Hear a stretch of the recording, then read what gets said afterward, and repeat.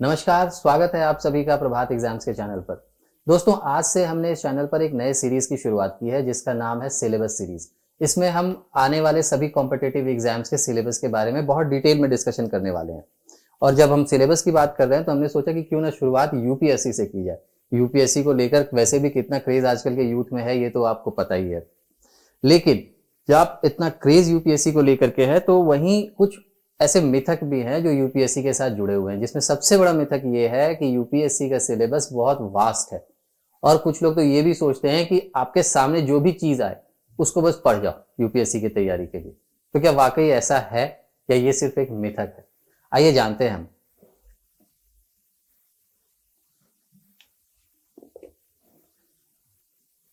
जैसा कि आपको पता है कि यूपीएससी की परीक्षा 3 चरणों में होती है, प्रीलिम्स, मेंस और इंटरव्यू। आज का एपिसोड हम प्रीलिम्स पर ज्यादा फोकस करेंगे। प्रीलिम्स की परीक्षा जो है वो 2 चरणों में होती है, जीएस पेपर 1 और जीएस पेपर 2। जीएस पेपर 1 यानी जनरल स्टडीज पेपर 1 और जीएस पेपर 2 यानी कि सी सैट, जिसमें कॉम्प्रिहेंशन, मेंटल एबिलिटी और लॉजिकल रीजनिंग तरह के सवाल आते हैं। आइए अब सिलेबस को थोड़ा डिटेल में देखते हैं। यह है part A, preliminary exam. Preliminary exam मतलब prelims. Paper 1 200 marks, duration 2 hours, यानी 200 मार्क्स का एग्जाम है। 2 घंटे का टाइम होता है आपके पास। 200 मार्क्स के लिए 100 क्वेश्चन होते हैं और हर गलत आंसर के लिए 1/3 नेगेटिव मार्किंग भी होती है, ये जरूर याद रखिएगा। अब आइए देखते हैं सिलेबस क्या है। Current events of national and international importance, ये आ गया आपका करंट अफेयर्स का सेक्शन। इसमें ये ध्यान दीजिए, नेशनल एंड इंटरनेशनल इंपॉर्टेंस, ये वर्ड बहुत जरूरी है। इंपॉर्टेंस, घटनाएं तो बहुत सारी घट रही हैं, दुनिया के हर कोने में घट रही हैं, लेकिन उनमें से इंपॉर्टेंट क्या है ये आपको जानना है और इसी के बारे में सवाल पूछे जाते हैं। इसके बारे में भी आगे हम डिस्कस करेंगे और डिटेल में, चिंता मत करिए। History of India and Indian national movement. अब यहां पर देखिए, हिस्ट्री ऑफ इंडिया, इसमें 3 सेक्शन बनेंगे। एंशियंट,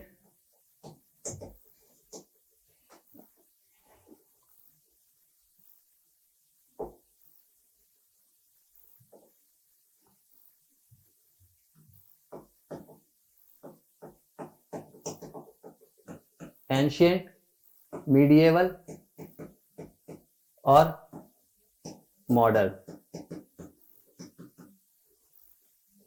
इसके बारे में भी हम अभी डिटेल में चर्चा करेंगे।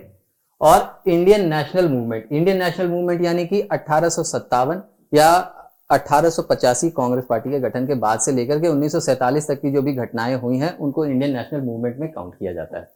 इसके बाद आता है geography, India and world geography. ये कहने को तो बहुत छोटा है, लेकिन यहां देखिए, physical, social, economic geography of India and the world, यानी कि इस सब्जेक्ट में आपको अलग अलग तरह से सब्जेक्ट को समझने की जरूरत है। इसके बाद इंडियन पॉलिटी एंड गवर्नेंस, इसमें आ जाता है constitution, political system, Panchayati Raj, public policy and rights. फिर है इकोनॉमिक एंड सोशल डेवलपमेंट।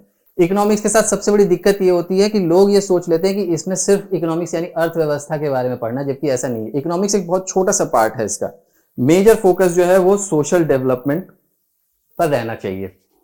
इसके बाद है general issues on environmental ecology. ये आजकल बहुत एक बड़ा सब्जेक्ट हो गया है। हर साल यूपीएससी इससे कम से कम 10 से 12 सवाल जरूर पूछ रही है।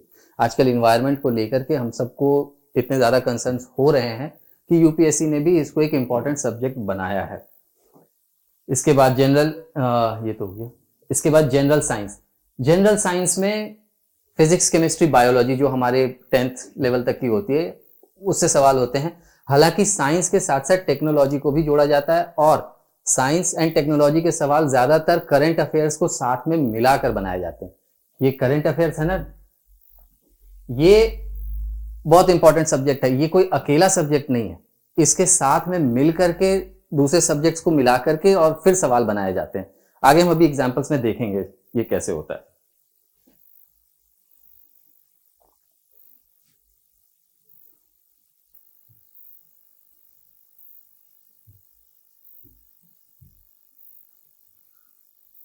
अब एक नजर हम डालते हैं कि सवाल किस सब्जेक्ट से कितने पूछे जाते हैं। अब देखिए 2023 में हिस्ट्री से 14 सवाल, ज्योग्राफी से 16 सवाल, पॉलिटी से 15 सवाल, इकोनॉमी से 14, साइंस एंड टेक्नोलॉजी से 12, इन्वायरमेंट से 14। मैंने भी कहा ना, ये बहुत इंपॉर्टेंट सब्जेक्ट हो गया पिछले कुछ सालों में, इसको आप बिल्कुल इग्नोर नहीं कर सकते। और करंट अफेयर से 15। ये 2 सवाल मिलकर के कितने हो गए? 29। 100 में से 29 सवाल सिर्फ इन दोनों से हैं। इसी तरह से 2022 में देखिए 14 सवाल हिस्ट्री से, 16 सवाल ज्योग्राफी से, पॉलिटी से 15, इकोनॉमी से 14, साइंस एंड टेक्नोलॉजी से 12, इन्वायरमेंट से फिर 14 और फिर करंट अफेयर से 15। यानी कि हर सब्जेक्ट से बराबर का वेटेज है। आप किसी भी सब्जेक्ट को इग्नोर नहीं कर सकते हैं, आप किसी भी सब्जेक्ट पर बहुत ज्यादा टाइम स्पेंड नहीं कर सकते, वरना आपका दूसरा कोई सब्जेक्ट जो है वो रह जाएगा। इसी तरह देखिए 2021 में 10, 10, 11, 16, 14, इन्वायरमेंट से 17 और करंट अफेयर से 17। 2021 में इन दोनों से मिलाकर के 34 सवाल पूछे गए थे, 34। 100 में से 34, यानी कि लगभग 1/3 सवाल सिर्फ इन्हीं दोनों सब्जेक्ट से थे। तो ये दोनों सब्जेक्ट बहुत इंपॉर्टेंट हैं। अभी हम आगे बात करते हैं इस पर। अब आइए हर सब्जेक्ट के सिलेबस को थोड़ा डिटेल में समझते हैं। ये एंशिएंट हिस्ट्री ऑफ इंडिया, मैंने आपको बताया था ना कि हिस्ट्री को 3 पार्ट में डिवाइड करते हैं, एंशिएंट, मॉडर्न और मिडिएवल। तो सबसे पहले एंशिएंट हिस्ट्री ऑफ इंडिया। इसमें क्या क्या है? Prehistoric cultures in India, Indus valley civilisation, different phases, society, economy and culture. ये पार्ट बहुत इंपॉर्टेंट है इस मतलब पर्टिकुलर चैप्टर में, क्योंकि इससे एक सवाल तो आपका होगा ही होगा एग्जाम में। Contacts with other culture, factors that led to its decline, ये भी एक इंपॉर्टेंट एस्पेक्ट है, इसको भी जरूर पढ़ लीजिएगा। Geographical distribution and characteristics of pastoral and farming society, खेती किस तरह की होती थी या जानवर किस तरह के पाले जाते थे, लोग क्या खाना पीना पसंद करते थे उस समय में। इसके बाद वैदिक सोसाइटी, वैदिक टेक्स्ट, चेंज फ्रॉम ऋग वैदिक टू लेटर वैदिक फेजेस, इससे भी सवाल जरूर पूछा जाता है। वैदिक पीरियड जो है ना, वो यूपीएससी का आप समझ लीजिए एक बहुत फेवरेट सा टॉपिक है, जिससे एक सवाल तो होगा ही होगा।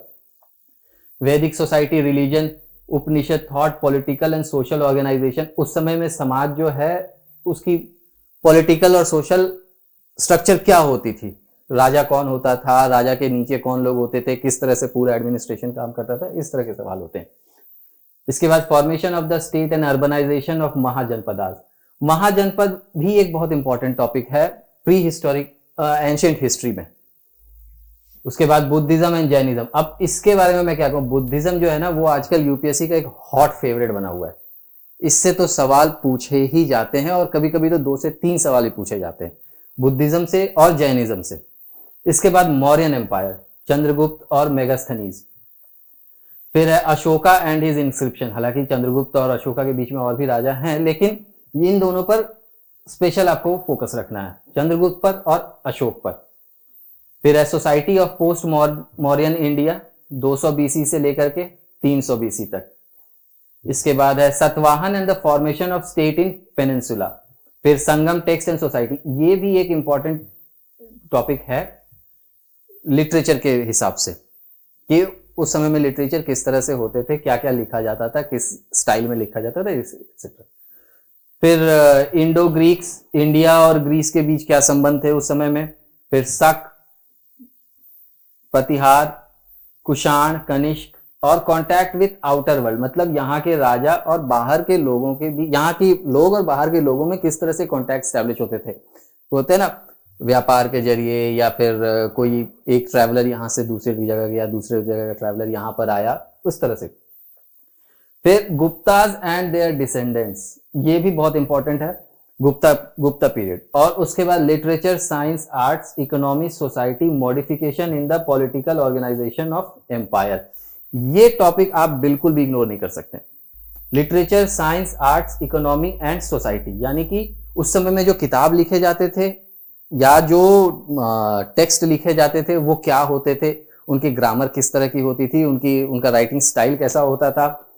साइंस, उस समय में किस तरह से लोग अपने चीजों को तैयार करते थे, कोई मशीन बनानी है या कुछ उस तरह की चीज। फिर आर्ट्स यानी वास्तुकला, ये यूपीएससी का बहुत ही फेवरेट टॉपिक है और ये आपको मेंस में भी काम आएगा, तो इस पार्ट को जरूर अच्छे से पढ़ें। चलिए अब आते हैं मेडिएवल इंडियन हिस्ट्री पर। मेडिएवल हिस्ट्री से वैसे ज्यादा सवाल होते नहीं है, 2 से 3 सवाल होते हैं मैक्सिमम। ज्यादा फोकस यूपीएससी का एंशियंट पर होता है और modern and Indian national movement पर होता है, लेकिन फिर भी मेडिएवल ऐसा पार्ट है जिसको आप मेंस के हिसाब से इग्नोर नहीं कर सकते हैं।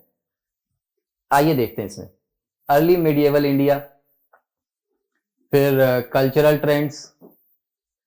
अच्छा, मेडिएवल इंडिया की शुरुआत हम कब से मानते हैं? मेडिएवल इंडिया की शुरुआत हम तब से मानते हैं जब से गुप्ता इरा खत्म होता है अराउंड, ये पार्ट निकाल दीजिएगा, ठीक है, मैं थोड़ा कंफ्यूज हूं, मैं फिर से शुरू कर रहा हूं। ये वाला पूरा पार्ट ही मैं फिर से शुरू। चलिए अब आते हैं मीडिएवल इंडियन हिस्ट्री पर। मीडिएवल इंडियन हिस्ट्री से वैसे तो बहुत ज्यादा सवाल नहीं होते, लेकिन फिर भी 3-4 सवाल तो जरूर होते हैं, तो आप उसको इग्नोर नहीं करिएगा। हालांकि कभी कभी यूपीएससी ऐसा भी करती है कि 7-8 सवाल भी मीडिएवल इंडिया से पूछ लेती है, बट जनरली जो ट्रेंड है उसमें मीडिएवल पर ज्यादा फोकस होता नहीं है। पर फिर भी आप मेंस के हिसाब से इसको बिल्कुल भी इग्नोर कर नहीं सकते। अब इसमें क्या है, अर्ली मीडिएवल इंडिया, इसमें मेजर डायनेस्टीज कौन सी हैं, उस समय की पॉलिटिक्स कैसी थी, एग्रेरियन ऑर्गेनाइजेशन, एग्रेरियन मतलब कि वहां कृषि का जो कल्चर था, क्या लोग खेती करते थे, क्या उगाते थे, क्या बेचने के लिए उगाते थे, क्या खुद खाने के लिए उगाते थे, इस तरह की चीजें। स्टेटस ऑफ वुमन, महिलाओं की उस वक्त क्या स्थिति थी, महिलाओं की मतलब आम महिलाओं की या फिर जो राजघराने से संबंधित महिलाएं हैं उनकी क्या स्थिति थी। फिर the Arabs in Sindh and Ghaznavi, ये भी पार्ट है, ऐसे कभी कभी सवाल तो पूछे गए हैं, हालांकि यूपीएससी का कोई भरोसा नहीं है, वो गजनवी पर कभी कभी बहुत ज्यादा मेहरबान भी हो जाता है। इसके बाद आगे कल्चरल ट्रेंड्स, 750 लेकर के 1200 ईस्वी, religious circumstances, the significance of temples and monastic institution, Shankaracharya, Islam, Sufism, art and architecture, literature and science. Medieval India वो पार्ट है ना जब हिंदुस्तान में इस्लाम आया, और उस वक्त हिंदू धर्म में एक रिफॉर्म भी चल रहा था, और साथ ही साथ बुद्धिज्म और जैनिज्म भी यहाँ पर फल फूल रहे थे। इस्लाम जब आया तो सूफिज्म का भी कल्चर यहाँ पर आया। तो इन सब के बारे में मिडिएवल इंडिया में आपको पढ़ना है, और इन्हीं सब से सवाल ज्यादातर बनाए जाते हैं। अब देखिए 13th एंड 14th सेंचुरी, यहाँ हम 750 से 1200 तक की बात हो गई इतने में, और यहाँ अब हम आ गए 13th एंड 14th सेंचुरी। गोरी का इन्वेजन, उसके क्या कारण थे और क्या मतलब उसके क्या परिणाम हुए, कॉज एंड इफेक्ट। दिल्ली सल्तनत अंडर द स्लेव रूलर्स, यहां से आपको बहुत ध्यान से पढ़ना होगा। दिल्ली सल्तनत under the slave rulers, Alauddin Khilji, फिर अलाउद्दीन खिलजी के समय में किस तरह की एडमिनिस्ट्रेशन चल रही थी यहाँ, क्या उसने नए काम किए, क्या पुराने कामों को बंद कराया, क्या उसने अपने प्रशासन में क्या क्या बदलाव किए, इस तरह की चीजें। फिर Mohammad Tughlaq innovations, Firoz Tughlaq, decline of Delhi Sultanate, ये भी बहुत इंपॉर्टेंट है, डिक्लाइन ऑफ दिल्ली सल्तनत। फिर development of urbanisation and commerce, spiritual movements in Hinduism and Islam, जैसा मैं आपको बता रहा था कि उस वक्त हिंदुइज्म में भी ढेर सारे रिफॉर्म हो रहे थे, और इस्लाम और हिंदुइज्म का एक समागम भी हो रहा था, जिससे एक नई तरह के क्या मैं कहूँ लाइफस्टाइल या एक कल्चर उभर कर आ रहा था। फिर the 15th and early 16th century, ये 13-14 सेंचुरी खत्म, अब 15वीं और 16वीं सेंचुरी में हम आ गए। इसमें विजयनगर एम्पायर, ये बहुत इंपॉर्टेंट है क्योंकि विजयनगर एम्पायर बहुत बड़ा था और बहुत दिनों तक इन्होंने राज किया। इसके बाद Lodi, first stage of Mughal empire, Sur dynasty, फिर मोनोथेस्टिक मूवमेंट्स। मोनोस्थेटिक मूवमेंट का मतलब हुआ एक ईश्वरवाद का जो आंदोलन यहां चला था। फिर गुरु नानक एंड सिखिज्म, भक्ति मूवमेंट, इससे सवाल जरूर होता है, ये बहुत ध्यान से पढ़ने की जरूरत है, भक्ति movement. The spread of regional literature, art and culture. Art and culture आप देखिए हर जगह मिल रहा है, चाहे वो एंशिएंट इंडिया की हम बात करें या फिर हम मिडिएवल इंडिया की बात करें। इसके बाद द मुगल एम्पायर, अकबर। अकबर बहुत इंपॉर्टेंट चैप्टर है मुगल एम्पायर का, उसके इन्वेजन्स, उसकी एडमिनिस्ट्रेटिव मेजर्स, उसकी पॉलिसी ऑफ सुलेखुल, उसके मनसबदारी सिस्टम जो था उसका। इसके बाद जहांगीर, शाहजहां और औरंगजेब। अकबर के बाद फिर औरंगजेब। इसके बाद extension of Mughal empire in the Deccan, religious policies, Shivaji भी एक इंपॉर्टेंट चैप्टर है। फिर Persian and regional literature, religious ideas, Abul Fazl. Abul Fazl के बारे में भी थोड़ा ध्यान से पढ़ने की जरूरत है। Architecture and painting. उसके बाद इकोनॉमी, मतलब राज्य की अर्थव्यवस्था कैसे चल रही थी, इस पर भी सवाल पूछे जाते हैं। फिर आते हैं the decline of the Mughal empire, और decline of the Mughal empire के साथ हमारा मीडिएवल पीरियड लगभग खत्म हो जाता है। इसके बाद हम मॉडर्न की शुरुआत करते हैं। तो आप समझ गए। अब इसमें जो सवाल बनते हैं ना, सवाल बहुत डायरेक्ट कभी नहीं बनते, सवाल हमेशा मिला जुला कर बनाया जाएगा। जैसे किसी एक वास्तुकला के बारे में आपसे पूछेंगे कि ये वास्तुकला जो है वो किस राजा से संबंधित है। अब इसमें आपको एक चीज ध्यान रखनी है, ये मुगल काल, इसके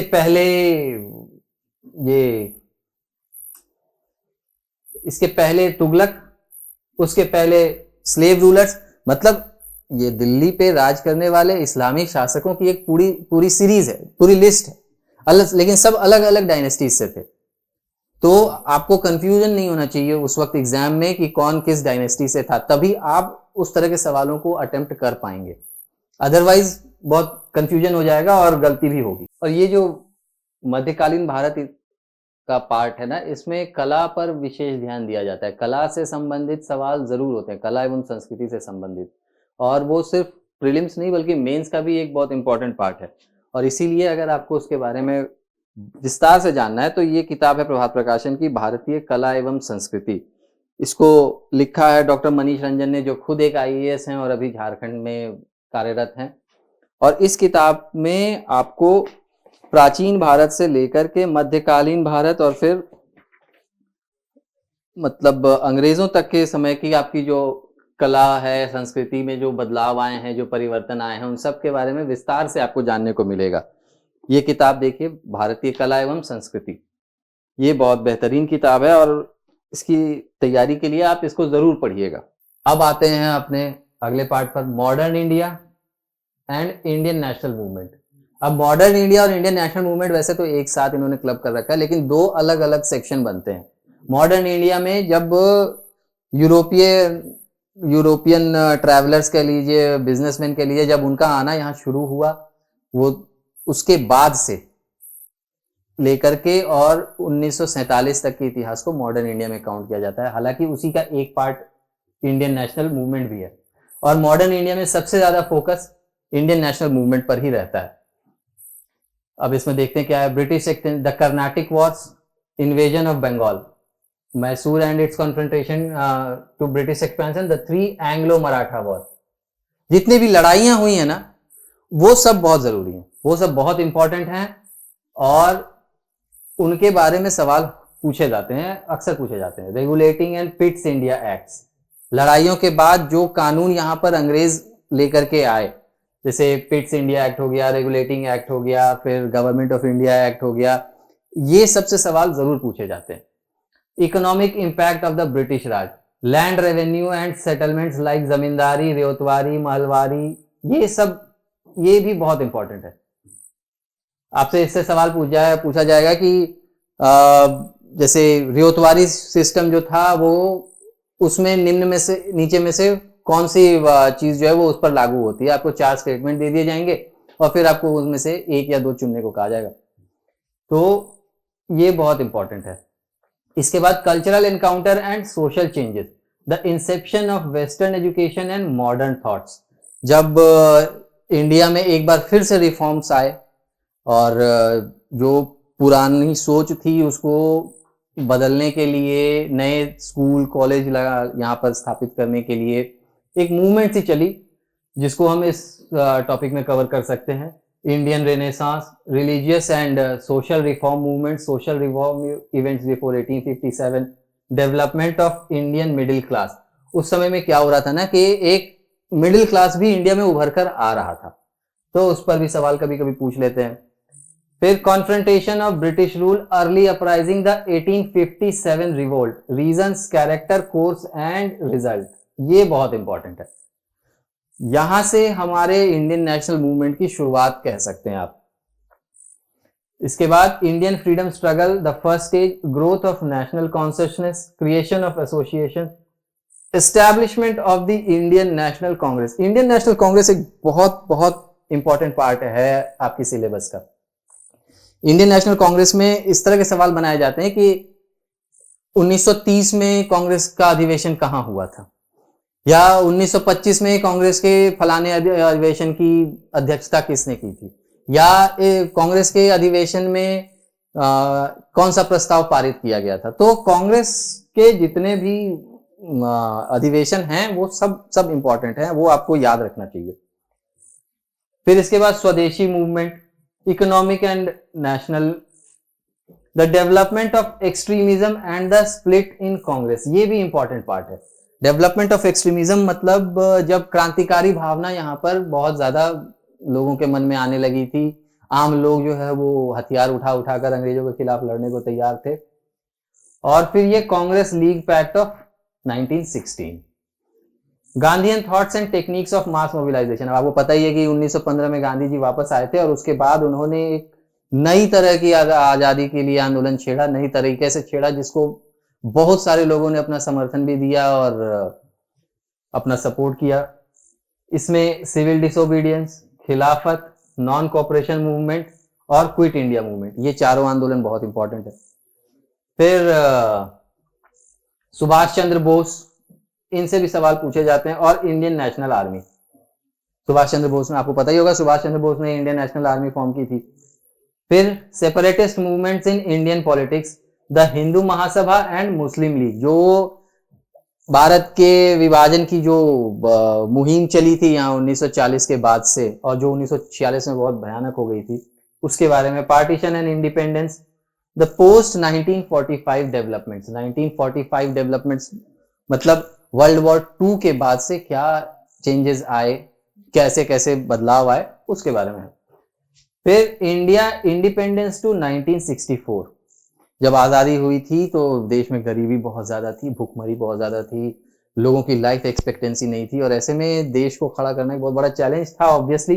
तो उसके बाद सरकार ने किस तरह से काम किया। अब parliamentary democratic secular, Jawaharlal Nehru vision, foreign policy of non alignment, ये बहुत इंपॉर्टेंट हिस्सा है इसका। नॉन अलाइनमेंट मूवमेंट जिसकी शुरुआत नेहरू जी ने की थी और बहुत सारे देश इसके साथ जुड़े भी थे। इसके बाद planning and state control industrialisation, agrarian modification.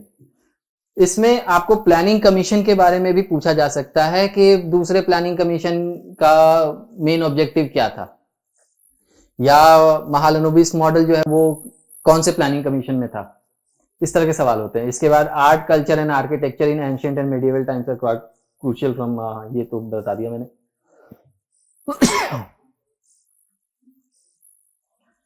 अब देखिए वही मैं आपसे कह रहा था ना, as history portion overlaps in UPSC syllabus of prelims and mains, aspirants should make notes keeping in mind the descriptive nature of questions in IAS mains and practice MCQ for prelims. ये history का जो syllabus है ना, ये आप prelims की तैयारी करें या मेंस की तैयारी करें, आपको पूरा पढ़ना ही है। और आप अगर मेंस की पर्सपेक्टिव से पढ़ेंगे तो प्रीलिम्स में आपको ज्यादा क्लैरिटी होगी, आप ज्यादा आसानी से ऑप्शंस सेलेक्ट कर पाएंगे। और दोस्तों अंत में, किसी भी सब्जेक्ट को समझने के लिए सबसे जरूरी होती है उसकी किताब आपके पास होनी चाहिए और बढ़िया किताब होनी चाहिए। एक तो हमारे पास है एनसीईआरटी, जिसके बारे में सबको पता है। एनसीईआरटी के बारे में आपको सबने एडवाइस करा होगा कि बिना एनसीईआरटी पढ़े आप इसकी तैयारी पूरी नहीं कर सकते हैं।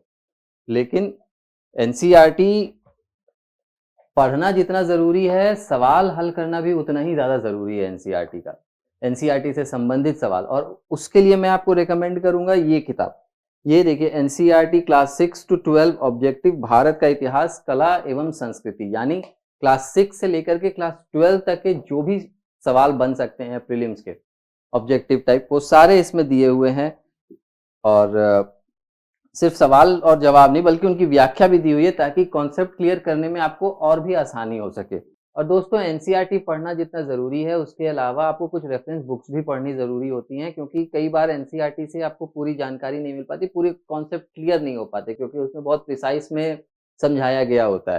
तो उस समस्या को दूर करने के लिए प्रभात प्रकाशन आपको ऑफर कर रहा है हिस्ट्री की 2 किताबें, वॉल्यूम 1 वॉल्यूम 2 में है ये 2 किताबें। कॉन्सेप्ट मैपिंग वर्कबुक, ये देखिए, ये हिस्ट्री की किताब है और ये इंग्लिश मीडियम के स्टूडेंट्स के लिए बहुत ज़्यादा उपयोगी है क्योंकि ये किताब इंग्लिश में है। इसमें आपको कंटेंट के साथ साथ क्वेश्चन आंसर और उसकी डिस्क्रिप्शन यानी व्याख्या भी मिलेगी, ताकि आपको जब आप इसको पढ़ेंगे तो आपके कॉन्सेप्ट में फिर कोई कमी नहीं रहेगी। अगर आप इसको अच्छी तरह से पढ़ लेते हैं एनसीईआरटी के साथ में, तो आपको फिर किसी और किताब को हाथ लगाने की ज़रूरत नहीं है। अब हमारा अगला सब्जेक्ट है इंडियन ज्योग्राफी। ज्योग्राफी जो है ना वो इंडियन भी है और वर्ल्ड भी है, यानी आपको ज्योग्राफी में सिर्फ इंडिया पढ़कर काम नहीं चलेगा, और वर्ल्ड ज्योग्राफी से भी अच्छे खासे सवाल रहते हैं, 7-8 सवाल तो होते ही हैं। तो इसमें है बेसिक आइडिया अबाउट इंडिया, मतलब इंडिया क्या है, इंडिया में कितने स्टेट्स हैं, कितने रिवर्स हैं और कितनी यूनियन टेरिटरीज हैं, location, latitude, longitude, neighbouring countries, इस तरह की चीज़ें हैं। ये देखिए, यही location, neighbouring countries, states and it's positions और इम्पोर्टेंट स्टेट्स। इसके बाद physical feature of India. India में जो फिजिकल फीचर्स जैसे कि पहाड़, नदियाँ, घाटी, समंदर, इस तरह की चीज़ें जो हैं उनके बारे में आपको पढ़ना है। The Himalaya, geological information, physiographical, climate, vegetation, major phases, significance, recent issue. इसके बाद इस हिमालय के बाद फिर ग्रेट नॉर्थ इंडियन प्लेन्स में हम आ जाते हैं, उसके geographical formation, physiographical divisions, climate, vegetation, मतलब basically physical features of India के बारे में यहाँ पर बात हो रही है।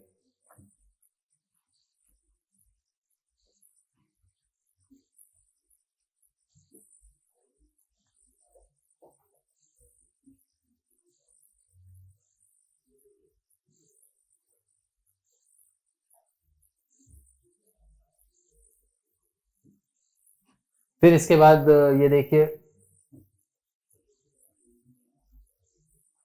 फिर इसके बाद ये देखिए, ये अब आ गया पेनिनसुलर प्लेटो, फिर इंडियन डेजर्ट, फिर कोस्टल प्लेन्स एंड आइलैंड्स, मतलब इन भारत में किस तरह के जियोग्राफिकल फीचर्स मिलते हैं उनके बारे में सब कुछ पढ़ना है आपको। अब ये हो सकता है देख करके आपको लग रहा हो कि ये सिलेबस बहुत लंबा है, लेकिन जब आप किताब में देखेंगे ना तो कोई भी टॉपिक जो है वो 1 पेज 2 पेज से ज्यादा बड़ा है नहीं। इनफैक्ट ज्योग्राफी का सिलेबस तो लोग कहते हुए हैं कि बहुत छोटा है, बहुत कॉन्साइज है और इसको समझना भी बहुत आसान है। अगर आप इसको रटने के पर्सपेक्टिव से पढ़ेंगे तो शायद आप गलती कर जाएंगे, लेकिन अगर आप इसको समझकर और तब पढ़ेंगे तो आपको कहीं पर भी कोई दिक्कत नहीं होगी। क्लैरिटी बहुत ज्यादा जरूरी है ज्योग्राफी के सवाल सॉल्व करने के लिए।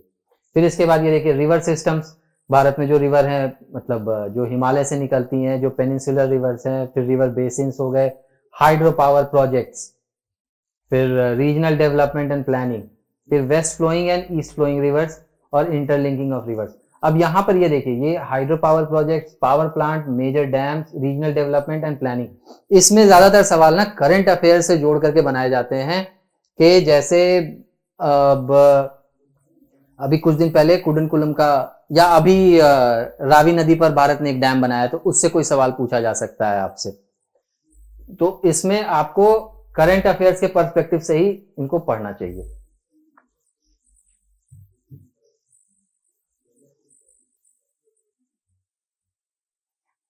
अब इसके बाद है क्लाइमेट इन इंडिया, मॉनसून, और फिर सीजन्स इन इंडिया, साइक्लोन्स।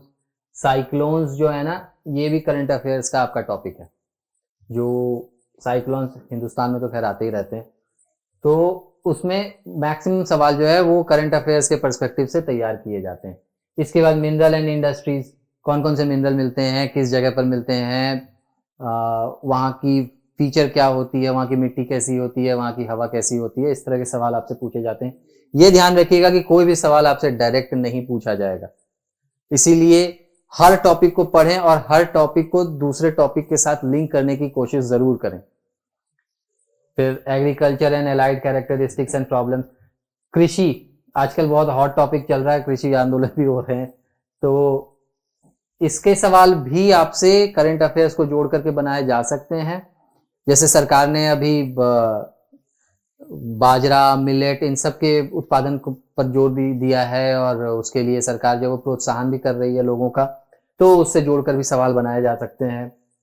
ये भी बहुत इंपॉर्टेंट है। Agriculture and allied characteristic and problem, इसमें land utilization, types of agriculture practices, soils and crops, trends agriculture, green revolution. हालांकि यहाँ पर ग्रीन रेवोल्यूशन दिया है, लेकिन ग्रीन रेवोल्यूशन के बाद भी बहुत कुछ हो चुका है हमारे देश में, तो आप उसको भी पढ़िएगा जरूर, उसको इग्नोर मत करिएगा ये सोचकर कि यहाँ बस ग्रीन रेवोल्यूशन दिया तो मुझे ग्रीन रेवोल्यूशन पढ़ना है, ऐसा नहीं है। फिर इसके बाद इरिगेशन चैनल्स हमारे देश में बहुत एक बड़ा टॉपिक है, कई समस्याओं का कारण है वो, तो कई समस्याओं का निदान भी उनसे हो रहा है, इसीलिए इरिगेशन इज वेरी इंपॉर्टेंट। इसी में देखिए major irrigation projects, land reforms, ये जो लैंड रिफॉर्म्स है ना, ये करंट का आपका टॉपिक बन सकता है अभी, क्योंकि सरकार ने अभी एक एग्रीकल्चरल रिफॉर्म बिल लाया है, तो उसके साथ जोड़ करके ये सवाल बनाए जा सकते हैं। गवर्नमेंट पॉलिसीज एंड स्कीम्स, मैंने कहा था ना आपको करंट अफेयर्स के सवाल इसी तरह से बनते हैं। Government policies and schemes, animal husbandry, अभी सरकार जो है ना वो एनिमल हस्बेंड्री पर बहुत ज्यादा फोकस कर रही है, आप इसके बारे में जरूर पढ़िएगा क्योंकि इससे सवाल आने ही आने हैं।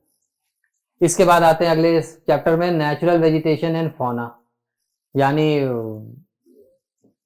कहां पर कौन सी फसल उग रही है, कौन से जानवर पाले जा रहे हैं, इसके बारे में इसमें पढ़ना है आपको।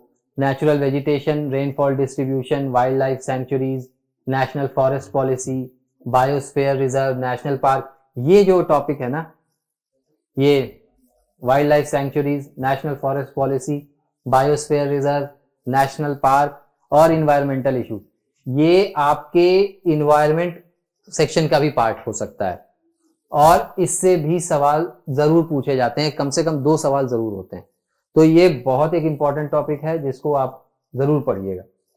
इसके बाद आते हैं इकोनॉमिक इंफ्रास्ट्रक्चर, यानी transportation, road, power, sources of conventional and non conventional energy, अभी सरकार जो है वो सोलर अलायंस और सोलर एनर्जी पर बहुत ज्यादा फोकस कर रही है, तो सवाल हो सकते हैं।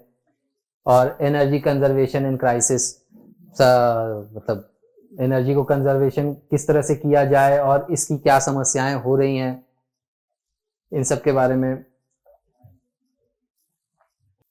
अब इसके बाद आखिरी है ह्यूमन ज्योग्राफी। ह्यूमन ज्योग्राफी में क्या आ गया, डेमोग्राफिक्स और रीसेंट सेंसस। ह्यूमन ज्योग्राफी के सवाल जो है ना वो आपके करंट अफेयर से जोड़ करके ही बनाए जाएंगे, लेकिन आपको एक बेसिक आइडिया उसका होना जरूरी है, इसीलिए इसको आप जरूर पढ़िएगा और कम से कम एक सवाल इससे जरूर पूछा जाता है। ये यूपीएससी का ये भी एक बहुत फेवरेट टॉपिक है, ह्यूमन ज्योग्राफी। अब इसके बाद अगला सेक्शन आता है हमारा world geography and physical geography. इसमें आपको पढ़ना है universe, basic idea about earth, यानी कि अर्थ का कितने पार्ट हैं, motions of earth, latitude and longitude, inclination of earth axis, solar eclipse, lunar eclipse, tides, इन सब चीजों के बारे में पढ़ना है। जियोमॉर्फोलॉजी, यानी कि earth movement, earthquake, volcanic activity, the basic idea about continent drift theory, plate tectonics theory, sea floor spreading, interior of the earth, lithosphere, interaction of lithosphere with other spheres, boundaries and composition। इसमें एक चीज आप ध्यान दीजिए कि जितनी topic लिखी है ना आपको उन्हीं पर फोकस करना है, उससे ज्यादा अगर आप पढ़ रहे हैं तो आप अपना टाइम वेस्ट कर रहे हैं और कुछ नहीं, इतने पर ही आपको फोकस रखना है। और ये सिलेबस हो सकता है आपको देखने में बड़ा लग रहा हो, लेकिन जब आप पढ़ने बैठेंगे ना तो ये सारी 1-2 पेजेस की टॉपिक हैं, उनसे ज्यादा है नहीं।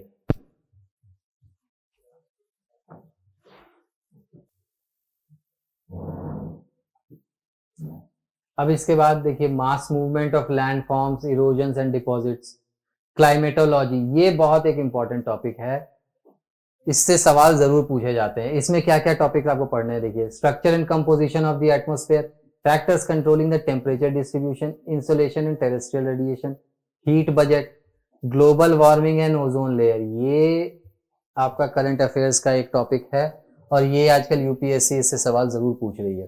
Humidity and condensation, clouds, classification of cloud, precipitation mechanism, different types and forms of precipitation, pressure belt, ये भी बहुत इंपॉर्टेंट है, प्रेशर बेल्ट्स, इसके atmospheric circulation, winds, planetary winds, इसके बाद है सीजनल एंड लोकल विंड्स, इसके बाद देखिए आ जाता है seasonal and local winds, cyclones, tropical and temperate cyclone, cyclone से भी सवाल पूछे जाते हैं, formation of cyclone, characteristic and impact. Cyclone के बारे में जब आप पढ़ें तो आप साइक्लोन के बारे में पूरा जरूर पढ़िएगा, साइक्लोन क्या होता है, साइक्लोन कैसे आते हैं, उनका इफेक्ट क्या होता है, उनका इफेक्ट्स मतलब अलग अलग जगहों पर किस तरह से काम करता है, इस तरह के सवाल इसमें से सवाल जरूर पूछे जाते हैं। फिर jet stream, various atmospheric phenomenon, ये सब आपको पढ़ना है। The hydrosphere, bottom relief of ocean, salinity and temperature variant, ocean current, ocean current बहुत इंपॉर्टेंट टॉपिक है। ओशन डिपॉजिट और ओशन रिसोर्सेज, आजकल रिसोर्सेज पर बहुत ज्यादा फोकस है, इसको जरूर पढ़िएगा। Recent issues and development with reference to oceanography, example UN clause, ये आपका करंट अफेयर सेक्शन का क्वेश्चन बनेगा ज्योग्राफी को मिला करके। इसके बाद बायोस्फीयर, बायोस्फीयर से सवाल जरूर पूछती है यूपीएससी, इसको जरूर पढ़िएगा और पूरे ध्यान से पढ़िएगा, इसमें आप कुछ भी स्किप नहीं कर सकते। Major biomes, flora and fauna, international organisation, conservation of biodiversity और रिसेंट इश्यूज, ये सारे सवाल जो है ना, ये आप देख रहे होंगे, ये भी है आपका करंट अफेयर्स का सेक्शन में आ जाएगा। तो ज्योग्राफी जो है ना, वो बेसिकली करंट अफेयर्स के साथ जोड़कर ही सवाल बनाए जाते हैं। अगर मान लीजिए 15 सवाल यूपीएससी पूछ रही है, तो उसमें से आप ये मानकर चलिए कि 5 से 6 सवाल तो ऐसे जरूर होंगे जो करंट अफेयर्स से जुड़े हुए होंगे।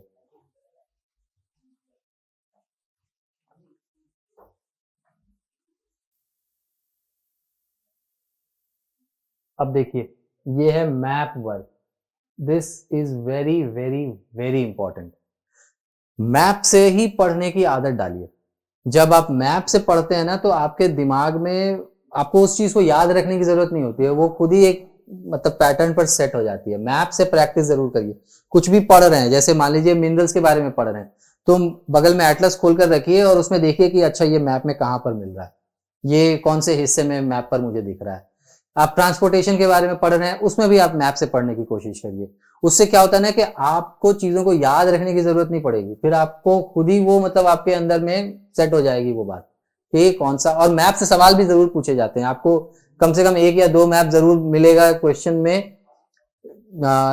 जैसे मैंने मिनरल्स की बात की, तो मिनरल्स से ही संबंधित आपको हो सकता है मैप दे दिया जाए कि this mineral are found at which dots shown in the map, 1 2 3 4 5 6, इस तरह से होगा और फिर उसमें से आपको चुनना होगा।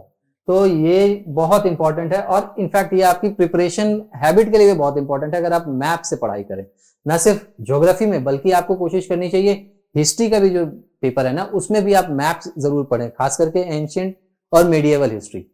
इन दोनों के मैप से पढ़ने से ना आपको चीजों को याद रखना बहुत आसान हो जाएगा।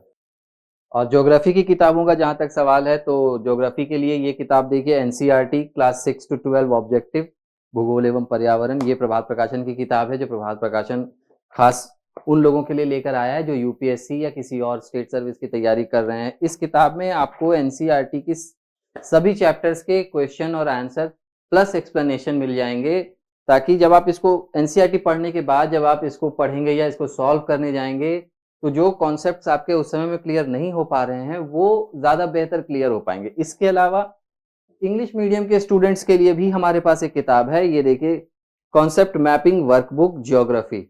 ये भी किताब जो है, ये ज्योग्राफी की किताब है, इसको आप एक रेफरेंस बुक की तरह यूज कर सकते हैं एनसीईआरटी पढ़ने के बाद।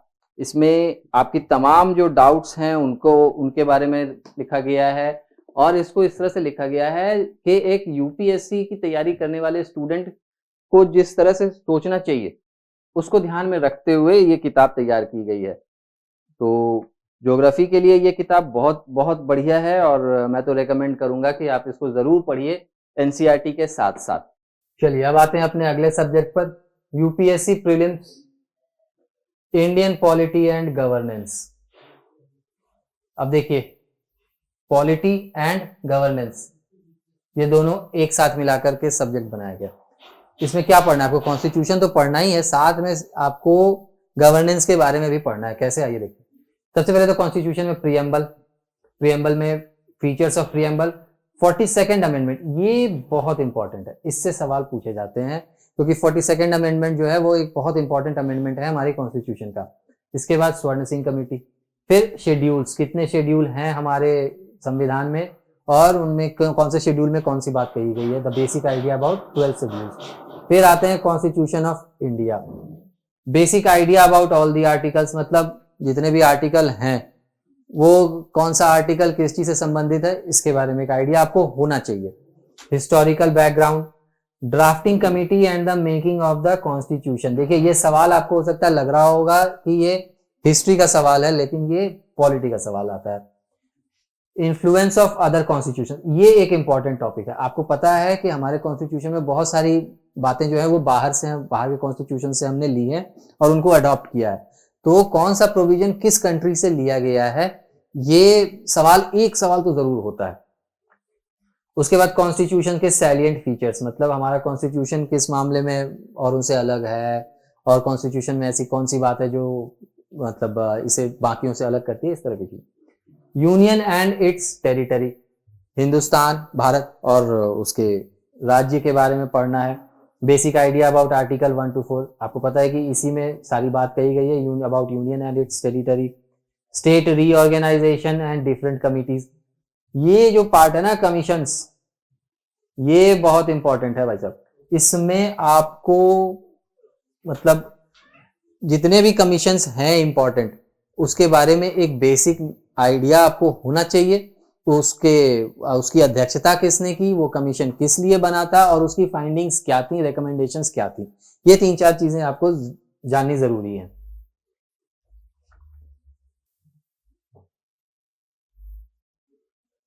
अब अगला है फेडरल नेचर, यानी जो संघात्मक व्यवस्था है हमारे देश में, एक सेंटर की सरकार होती है, बाकी राज्यों की सरकार होती है, कुछ केंद्र शासित प्रदेशों में भी होती है। रीसेंट इश्यूज, अगला आ जाता है क्या, सिटीजनशिप यानी नागरिकता। इसमें क्या है, basic idea about article 5 to 11, PIO, NRI, OCI और Pravasi Bharatiya. Privileges available to Indian citizen and foreigners, यानी कि भारत के नागरिक और फॉरेनर्स को क्या क्या यहाँ पर प्रिविलेज, अधिकार वगैरह मिले हुए हैं। सिटीजनशिप अमेंडमेंट एक्ट ऑफ 2016, ये बहुत इंपॉर्टेंट है, क्योंकि आजकल आपने देखा है कि इसको लेकर के माहौल काफी गर्म हो रखा है, इस पर आंदोलन वगैरह भी हो चुके हैं। तो ये एक इंपॉर्टेंट टॉपिक है, और आपके करंट अफेयर्स को लेकर के भी ये एक इंपॉर्टेंट टॉपिक है। इसके बाद new policies, schemes and recent changes in voting, ये नई क्या पॉलिसी बना रही है सरकार, कोई अगर स्कीम लेकर के आई है तो उससे रिलेटेड है। फिर आ जाते हैं फंडामेंटल राइट्स, ये थोड़ा एक बड़ा चैप्टर भी है और बहुत इंपॉर्टेंट भी है। Basic idea about article 12 to 35। अब यहाँ पे यूपीएससी ने कह तो दिया है कि बेसिक आइडिया होना चाहिए, लेकिन इस बेसिक आइडिया में यूपीएससी आपसे बहुत घुमा कर सवाल पूछती है, और आपको इन डेप्थ नॉलेज होनी चाहिए कम से कम आर्टिकल 12 से लेकर के 35 तक के बारे में। ये देखिए, thorough understanding of articles 14 to 30 and article 32। Rights and privileges available to citizens of India only and both to citizens and foreigners, यानी कि भारत के नागरिकों को कौन से अधिकार मिले हैं जो फॉरेनर्स को नहीं मिले हुए हैं, और भारत के नागरिक और जो विदेशी नागरिक भारत में रह रहे हैं उनको कौन कौन से अधिकार मिले हुए हैं। फिर 44th अमेंडमेंट एक्ट, ये एक बहुत इंपॉर्टेंट अमेंडमेंट है। डिफरेंट टाइप ऑफ रिट्स के बारे में भी आपको पढ़ना है, और रिट्स एक इंपॉर्टेंट पार्ट भी है, इससे भी सवाल जरूर पूछे जाते हैं। फिर enforcement and exceptional cases with regard to FR, RTE and recent issues related to FR, ये करंट अफेयर्स का आपका टॉपिक है। एफआर यानी कि फंडामेंटल राइट्स। फंडामेंटल ड्यूटीज, अब फंडामेंटल ड्यूटीज में क्या पढ़ना है कि आपके कितने फंडामेंटल ड्यूटीज हैं, और फंडामेंटल राइट्स और फंडामेंटल ड्यूटीज में क्या डिफरेंस है, ये जरूर मतलब आप पढ़िएगा। फिर significance and criticism, enforcement of FD यानी कि fundamental duties. Recent issues about fundamental duties, अगर कोई रीसेंट इशू है तो आप उसके बारे में पढ़िएगा। Directive principles of state policies, इसको डीपीएसपी भी कहते हैं, और ये भी बहुत इंपॉर्टेंट है, ये पूरा का पूरा, इससे एक सवाल आपको जरूर पूछा जाएगा directive principles of state policy से। इसमें क्या है, basic idea about article 36 to 51। Sources and की फीचर्स ऑफ डीपीएसपी, सोर्सेज यानी कि डीपीएसपी का कॉन्सेप्ट कहां से आया और क्या इसके प्रावधान है। Classification of DPSP, comparison conflict between fundamental rights and directive principles. Kesavananda Bharati, Minerva Mills, Golaknath case और मेनका गांधी केस, ये कुछ कोर्ट केसेस हैं जिनसे सवाल पूछे जाते हैं, क्योंकि ये कोर्ट केसेस फंडामेंटल राइट्स और directive principles of state policy से जुड़े हुए हैं। इसके बाद इंपॉर्टेंट अमेंडमेंट्स, 42nd अमेंडमेंट्स और 44th अमेंडमेंट, इन दोनों के बारे में हमने पहले ही चर्चा कर ली है। और अब ये है 97th अमेंडमेंट, ये भी एक इंपॉर्टेंट है। अब यूनियन यानी कि जो केंद्र की सरकार है वो किस तरह से काम करती है। Basic idea about article 52 to 73, इसी आर्टिकल में यूनियन के बारे में बताया गया है। Qualification and election, function and power, executive, legislative, financial, judicial, diplomatic, military and emergency powers, किसकी? सरकार की, जो यूनियन की सरकार है उसकी। रेजिग्नेशन एंड इम्पीचमेंट, कोई भी सरकार का मंत्री कैसे रिजाइन कर सकता है, या राष्ट्रपति और सीजेआई या किसी सुप्रीम कोर्ट के जस्टिस, हाई कोर्ट के जस्टिस का इम्पीचमेंट कैसे हो सकता है। Role and responsibilities and relationship with prime minister, council of minister and cabinet minister. फिर prime minister and council of ministers, basic idea about article 74 to 75। यहां देखिए जितने आर्टिकल्स दिए गए हैं ना, इनको जरूर ध्यान से पढ़िएगा। Powers and functions, council of ministers, मैं आर्टिकल्स पढ़ने के लिए इसलिए कह रहा हूं ना, क्योंकि कई बार आपसे सवाल ये पूछ दिया जाता है कि जैसे आर्टिकल 74 में निम्न में से कौन से प्रावधान पर चर्चा की गई है। अब उसमें आपसे पूछ देगा, एक सुप्रीम कोर्ट का स्टेटमेंट होगा, एक प्राइम मिनिस्टर का स्टेटमेंट होगा, एक प्रेसिडेंट का स्टेटमेंट होगा और एक डायरेक्टिव प्रिंसिपल्स डीपीएसपी का स्टेटमेंट हो सकता है। तो अगर आपको ये नहीं पता होगा कि किस आर्टिकल में या किस सेक्शन में किस चीज के बारे में बात की गई है, तो आप वहां पर फंस सकते हैं। इसको याद करने का बहुत आसान तरीका है कि आप सिलेबस खोलिए और उसमें देखिए कि कौन से आर्टिकल की बात की गई है किस टॉपिक के अंदर। जैसे 52 से 73 में क्या है? यूनियन। और 74-75 में क्या है? Prime minister and council of ministers, मतलब प्राइम मिनिस्टर के बारे में और उसके काउंसिल ऑफ मिनिस्टर्स, मंत्री परिषद के बारे में आर्टिकल 74-75 में चर्चा की गई है। तो ये इस तरह से आप पढ़िए, आर्टिकल जरूर पढ़िएगा, याद रखिएगा।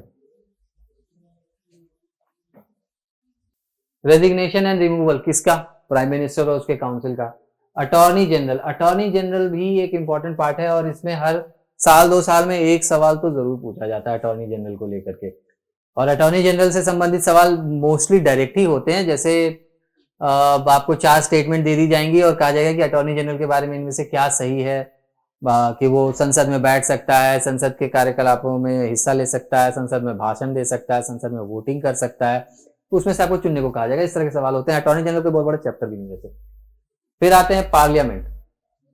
बेसिक आइडिया, पार्लियामेंट है क्या, कौन कौन इसका पार्ट होते हैं पार्लियामेंट के, roles and functions of the parliament, sessions, motions और पार्लियामेंट्री प्रोसीजर। मोशंस बहुत इंपॉर्टेंट है कि कौन सा बिल किस मोशन पे लाया जा सकता है या क्या मोशन अडॉप्ट करते हैं। इसके बाद parliamentary proceedings like question hour, 0 hour and adjournment motion, ये 3 इसमें दिए हुए हैं ना, इन तीनों को जरूर पढ़िएगा क्योंकि इनसे भी सवाल हर साल 2 साल में एक बार जरूर पूछा जाता है, किसी ना किसी एक से तो जरूर पूछा जाएगा। फिर है लोकसभा और राज्यसभा। लोकसभा क्या होती है और राज्यसभा क्या होती है। Special powers of the Rajya Sabha, Rajya Sabha Lok Sabha से कैसे अलग है। Anti defection law and 10th schedule, हमने शेड्यूल की बात शुरू में की थी और अब यहां देखिए anti defection law and 10th schedule, मतलब एंटी डिफेक्शन लॉ की चर्चा कहां की गई है? 10th शेड्यूल में। पार्लियामेंट्री प्रिविलेजेस, यानी जो पार्लियामेंटेरियन होते हैं उनको क्या क्या विशेषाधिकार होते हैं।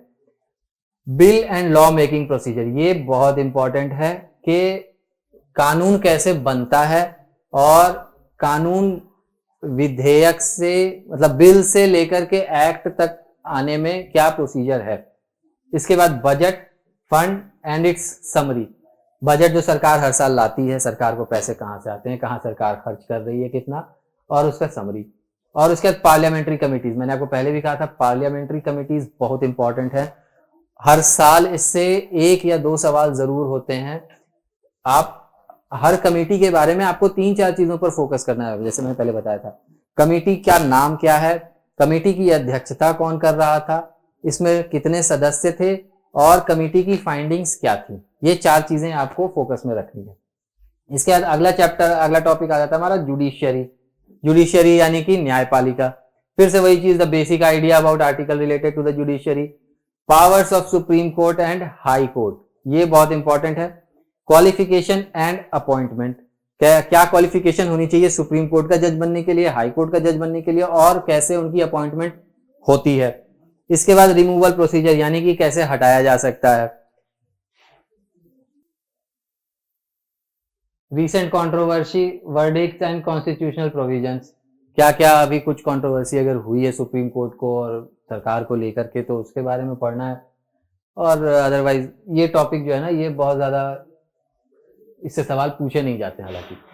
अब आ जाते हैं अगला, स्टेट गवर्नमेंट और स्टेट एग्जीक्यूटिव। जैसे अभी हमने यूनियन की बात की थी, उसी तरह आपको पता है कि राज्य में भी सरकारें होती हैं, तो उसमें कौन होगा? गवर्नर।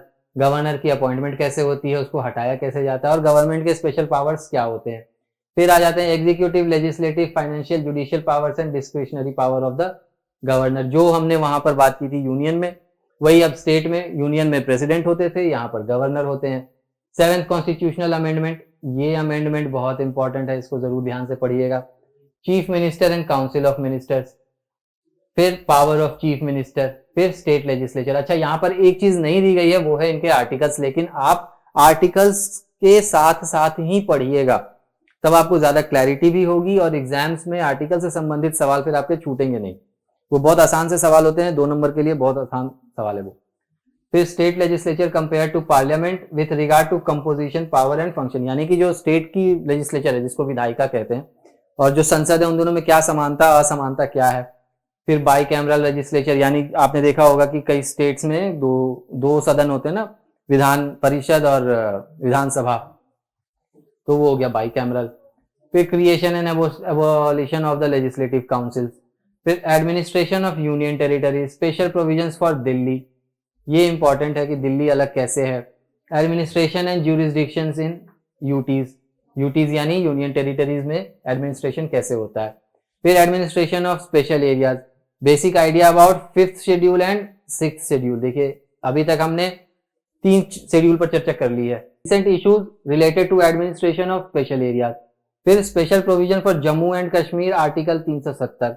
हालांकि अब तो आर्टिकल 370 रहा नहीं, लेकिन आर्टिकल 370 हटने की भी एक कहानी है, उससे भी सवाल पूछे जाते हैं। फिर difference between constitutional provision related to Jammu and Kashmir. Jammu and Kashmir का जो हमारे साथ जुड़ाव था, वो बाकी स्टेट से कैसे अलग था, अब है नहीं, अब था, उसके विषय में भी सवाल पूछे जा सकते हैं। अब अगला क्या है? Emergency provisions, national emergency, article 352। देखिए ये आर्टिकल दिया हुआ है, आर्टिकल 352 में नेशनल इमरजेंसी पर चर्चा की गई। प्रेसिडेंट्स रूल और स्टेट इमरजेंसी, ये क्या है? आर्टिकल 356। फिर article 360 financial emergency, 44th amendment act, इसके बारे में हमने पहले भी चर्चा की है। Effects and implications of emergency, role of president in emergency time, मतलब आपको इमरजेंसी के बारे में पूरी तरह से पता होना चाहिए, यूपीएससी यही एक्सपेक्ट कर रही है आपसे। और हाँ, ये आर्टिकल्स ये बहुत इंपॉर्टेंट है, दीज आर वेरी इंपॉर्टेंट, इसको इग्नोर मत करिएगा। इसके बाद आ जाते हैं state centre and inter state relations, मतलब राज्य की सरकार और केंद्र की सरकार के बीच संबंध कैसे होने चाहिए, इसके बारे में कहाँ चर्चा की गई है? आर्टिकल 262 और आर्टिकल 263 में। Composition and function of inter state council and zonal state council, inter state trade and commerce, recent dispute between states controversies, ये करंट अफेयर्स में है। अगर कुछ रिसेंट डिस्प्यूट हुआ है उस तरह का जो पॉलिटिकल ना हो, ये ध्यान रखिएगा कि पॉलिटिकल न्यूज आपको पढ़ने की जरूरत नहीं है। जो नॉन पॉलिटिकल डिस्प्यूट्स अगर कोई है, जैसे कर्नाटक और तमिलनाडु में कावेरी को लेकर विवाद चलता रहता है, इस तरह की समस्या। फिर न्यू पॉलिसीज और schemes which impact inter state relation, यानी कि किसी एक राज्य ने कोई ऐसी स्कीम बना दी जिससे दूसरे राज्य पर कुछ असर पड़ रहा हो, या केंद्र ने कोई ऐसी नीति बना दी है जिससे किसी राज्य पर विशेष मतलब असर उसका हो रहा हो, उसके बारे में, ये सब कुछ आपका करंट अफेयर्स में आएगा। अब आ जाते हैं पंचायती राज एंड म्युनिसिपैलिटीज, ये बहुत इंपॉर्टेंट टॉपिक है, इससे आपको 1 या 2 सवाल जरूर पूछे जाएंगे, और इसमें सबसे जरूरी है 73rd amendment act and 74th amendment act. अगर आपने ये पढ़ लिया तो फिर आपको पंचायती राज में आप समझिए 80% आपका सिलेबस कवर हो जाएगा पंचायती राज का। अगला है relation with FR and DPSP. FR क्या? Fundamental right, DPSP directive principles of state policy. Schemes introduce, पंचायतों के लिए कौन सी स्कीम चल रही है, क्या उसका लाभ हो रहा है, इसके बारे में पढ़ना है। Metropolitan planning committee and urban development. अब इसके बाद अगला है रिजर्वेशन, जो हमारे यहाँ आरक्षण की व्यवस्था लागू है उससे संबंधित सवाल। फिर है कॉन्स्टिट्यूशनल बॉडी, ये फिर से एक बहुत इंपॉर्टेंट सेक्शन है, इसमें आपसे किसी एक, ये जो इतने सारे दिए गए ना, किसी एक से तो सवाल जरूर होगा, और अगर यूपीएससी का मन है तो फिर वो 2 सवाल भी पूछ सकती है। हालांकि फाइनेंस कमीशन जो है वो यूपीएससी का बहुत फेवरेट रहा है, और हर साल 2 साल में फाइनेंस कमीशन से संबंधित एक सवाल तो जरूर पूछी जाती है। और इसके बाद इसमें हाँ यही हो गया, election commission, UPSC, state public service, फिर ज्वाइंट पब्लिक सर्विस, फिर नेशनल कमीशन फॉर एससीज एंड एसटीज, और composition, power and functions, removals of constitutional bodies. फिर नॉन कॉन्स्टिट्यूशनल बॉडीज, मतलब नॉन कॉन्स्टिट्यूशनल बॉडीज के बारे में इसमें पढ़ना है कि वो कैसे काम करती हैं, उनका कार्य क्षेत्र क्या होता है, उनकी शक्तियां कितनी होती हैं, ये सब होता है। जैसे national human rights commission, central information commission. इन दोनों के बीच का अंतर जरूर समझ लीजिएगा कि कॉन्स्टिट्यूशनल बॉडी क्या होती है और नॉन कॉन्स्टिट्यूशनल बॉडी क्या होती है। इसके बाद आ जाते हैं ट्राइब्यूनल्स। ट्राइब्यूनल्स के बारे में एक बेसिक आइडिया, आर्टिकल 323 ए और 323 बी। फिर recent controversial issues related to tribunals, different tribunals and importance. ये सेक्शन ज्यादा इंपॉर्टेंट है इसमें, क्योंकि अगर सवाल पूछे जाएंगे तो इससे ही पूछे जाएंगे। और राज व्यवस्था की किताबों का जहां तक सवाल है, तो राज व्यवस्था की किताबें हमारे पास ढेर सारी हैं और बहुत बेहतरीन किताबें हैं। मैं आपको दिखाता हूँ, ये देखिए, ये एनसीईआरटी की पाठशाला भारत का संविधान एवं राज व्यवस्था, क्लास 6 to 12। इसमें क्लास 6 से लेकर के 12 तक की एनसीईआरटी राज व्यवस्था का पूरा जिस्ट आपको मिलेगा, एक ही किताब में मिलेगा। आप सोचिए, क्लास 6 से लेकर के 12 तक की किताबें आपको एक ही जगह पर मिल जाए, एक साथ आपको पूरा जिस्ट मिल जाए, तो इसके अलावा और क्या चाहिए आपको। एनसीईआरटी का पूरा इसमें टेक्स्ट है। एनसीईआरटी पढ़ने के बाद अगर आप इसको रिवीजन के लिए तौर पर यूज करना चाहते हैं तो इतनी सारी किताबें पढ़ने की जरूरत नहीं है एनसीईआरटी की, सिर्फ एक इस किताब से आपका काम चल जाएगा। इसके अलावा सवाल भी बहुत जरूरी है, जैसा कि मैं बार बार कह रहा हूं कि सवाल हल करना बहुत जरूरी है, और उसके लिए प्रभात प्रकाशन की ये किताब है एनसीईआरटी की क्लास 6 to 12 ऑब्जेक्टिव भारतीय राज व्यवस्था। इसमें हर चैप्टर को इंक्लूड करते हुए सवाल तैयार किए गए हैं, और ऐसे सवाल हैं जो यूपीएससी में या तो पूछे गए हैं या जिस पैटर्न पर यूपीएससी अपने सवाल पूछता है। तो ये किताब भी आप जरूर पढ़िए। प्लस राज व्यवस्था में सिर्फ एनसीईआरटी पढ़ने से काम नहीं चलने वाला, आपको एक रेफरेंस बुक भी पढ़ना पड़ेगा ताकि आप चीजों को और बेहतर समझ सकें और गहराई में समझ सकें, क्योंकि राज व्यवस्था के सवाल जो है ना वो कभी भी सीधे तौर पर नहीं पूछे जाते, वो हमेशा घुमाकर पूछे जाते हैं। इसके लिए भी ये किताब है भारतीय संविधान एवं राज व्यवस्था। ये किताब देखने में थोड़ी मोटी लग रही है, लेकिन इतना तो पढ़ना पड़ेगा आपको।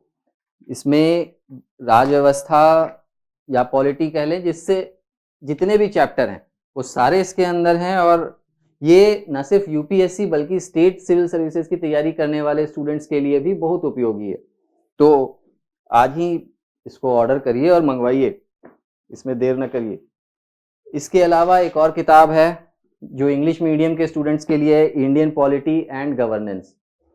ये भी बहुत बढ़िया किताब है। इसमें ये भी एक रेफरेंस बुक की तरह आप यूज कर सकते हैं जब आप एनसीईआरटी पढ़ लें, तो और गहराई से चीज़ों को समझने के लिए और बेहतर ढंग से समझने के लिए। और जो इंग्लिश मीडियम के स्टूडेंट्स हैं वो इसको ज़रूर मंगवाएं। ये concept mapping, Indian polity and governance. अब अगले सेक्शन पे आते हैं जो है इंडियन इकोनॉमी। इकोनॉमी का मतलब लोग अक्सर इकोनॉमिक्स समझ लेते हैं, लेकिन ऐसा है नहीं। इकोनॉमिक्स के अलावा इसमें सोशल स्कीम्स और जो दूसरे सोशल इम्पैक्ट्स हैं इकोनॉमी के, उस पर भी फोकस होता है। देखिए, इकोनॉमिक एंड सोशल डेवलपमेंट, इसमें पहला क्या है, economic growth and development, basic concept, definition और transfer of resources, macro and micro economic policy. ये अलग से एक टॉपिक है जो आपको बहुत ध्यान से पढ़ने की जरूरत है। फिर मैक्रो माइक्रो बैलेंस, फिर distributive impact of economic policies. Economic policies बहुत इंपॉर्टेंट है, इकोनॉमिक पॉलिसीज पर ज्यादा फोकस रखिएगा।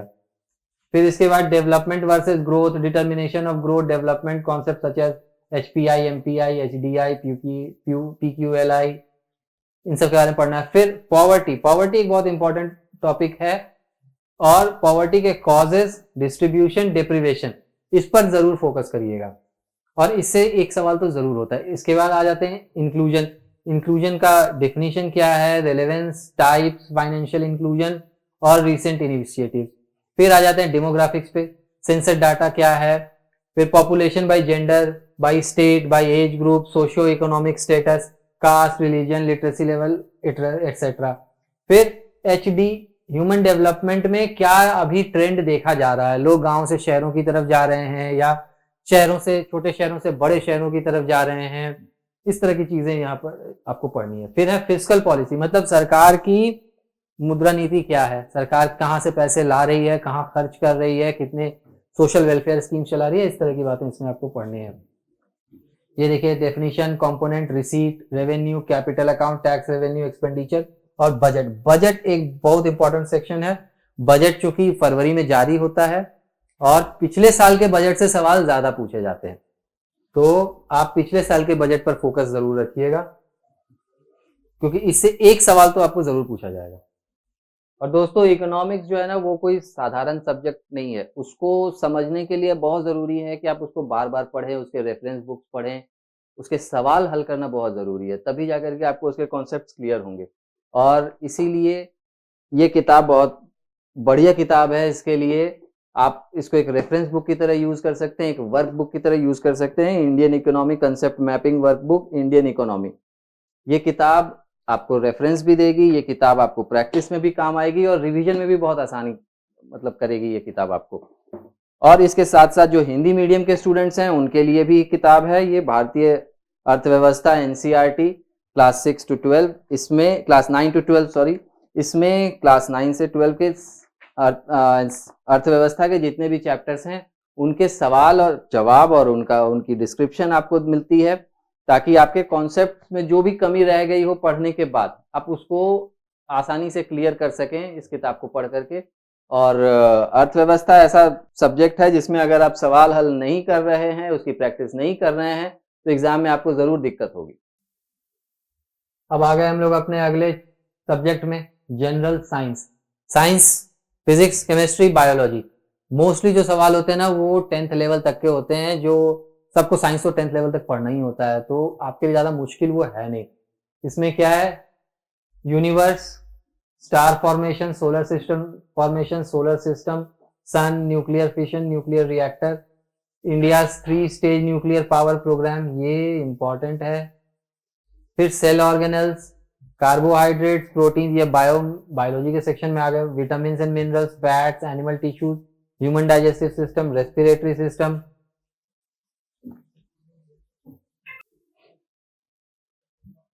endocrine glands and hormones, human neural system, muscular and skeletal system, nucleic acid, mitosis, inheritance, sex determination, diseases caused by microorganism, microbes, immunity, AIDS, cancer causes, drugs and alcohol abuse, diseases, blood groups, formed elements, circulatory system, excretory system, origin and evolution of life, biological classification, 5 kingdoms classification of plants and animals.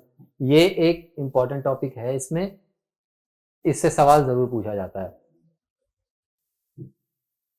फिर यहाँ आ गए plant parts and their function, plant kingdom, plant with seed, plant tissues, plant nutrition, sexual reproduction in plant, classification of animal kingdom, classification of vertebrata, human reproductive system, biotechnology, ये फिर एक important आपका topic है। और atomic theory. Biotechnology, science के साथ technology के भी सवाल होते हैं जो आपको करंट अफेयर से ही जोड़कर बनाए जाते हैं। जैसे कोई नई खोज हुई उसके बारे में सवाल होगा, किसी नए तरह का कोई पौधा या बनाया गया उसके बारे में बात होगा, उसके बारे में सवाल पूछे जाएंगे आपसे। तो साइंस को हमेशा एक करंट अफेयर्स के पर्सपेक्टिव में ही पढ़ना चाहिए, टेक्नोलॉजी को साथ में जोड़ते हुए। हालांकि इन सब से भी सवाल आते हैं, लेकिन इनके सवाल कम होते हैं। अगर 15 सवाल पूछे जा रहे हैं तो हो सकता है कि आपको 5 से 6 सवाल ऐसे होंगे जो डायरेक्ट होंगे, अदरवाइज ज्यादा फोकस साइंस एंड टेक्नोलॉजी के साथ साथ करंट अफेयर्स पर ही होता है यूपीएससी। तो सामान्य विज्ञान एवं प्रौद्योगिकी, जैसा मैंने आपको बताया कि इसके सवाल वैसे तो करंट अफेयर से रहते हैं, लेकिन इसमें कभी कभी क्या हर साल ही डायरेक्ट सवाल भी पूछे जाते हैं जो 10th 12th तक के लेवल के होते हैं, और यूपीएससी आपसे उम्मीद करती है कि आप इसके सवाल जरूर हल कर सकते हैं। सवाल कोई बहुत मुश्किल नहीं होते हैं, लेकिन हाँ उनकी प्रैक्टिस करना बहुत जरूरी है। घर पर अगर आप प्रैक्टिस नहीं करते ना तो आप वहां जाकर कंफ्यूज हो सकते हैं। सवाल कुछ इस तरह से बनाए जाते हैं जैसे, और ये किताब उसके लिए आप देखिए एनसीईआरटी सामान्य विज्ञान एवं प्रौद्योगिकी, इसमें जनरल साइंस भी है और टेक्नोलॉजी भी है। इसमें पिछले साल के सवाल भी हैं और ऐसे सवाल भी हैं जो यूपीएससी के पैटर्न पर एनसीईआरटी को के रेफरेंस से बनाए गए हैं। और इस ये किताब वैसे तो बहुत आप देख सकते हैं एनसीईआरटी साइंस का सिलेबस बहुत बड़ा नहीं है, लेकिन फिर भी उसके सवाल जो है ना वो बहुत टेढ़े-मेढ़े से हो जाते हैं। तो उसको प्रैक्टिस करने के लिए आपको ये किताब बहुत उपयोगी है। आप ज़रूर इसको हल मतलब खरीद करके और इससे प्रैक्टिस करें, ताकि आपके जो कॉन्सेप्ट्स हैं वो बेहतर क्लियर हो सके और एग्ज़ाम में आपको कहीं कोई कन्फ्यूजन ना रहे। अगला सब्जेक्ट है हमारा एनवायरनमेंट एंड इकोलॉजी।